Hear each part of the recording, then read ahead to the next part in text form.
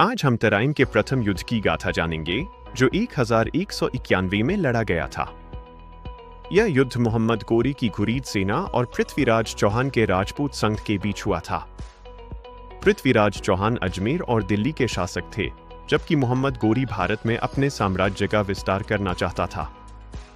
1190 तक गोरी ने पंजाब पर नियंत्रण कर लिया था और 1191 में उसने चौहान के तबारहिंडा किले पर कब्जा कर लिया।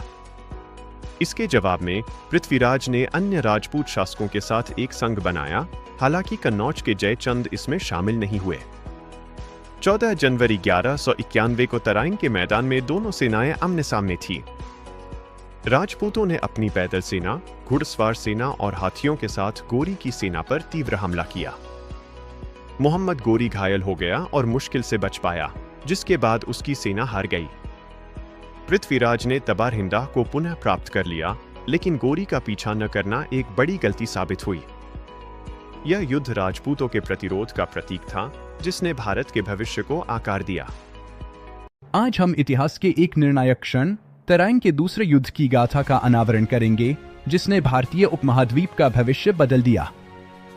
यह युद्ध 1192 ईस्वी में लड़ा गया था, जिसमें पृथ्वीराज चौहान के नेतृत्व में राजपूत संघ और मोहम्मद गोरी की आक्रमणकारी सेना आमने सामने थी।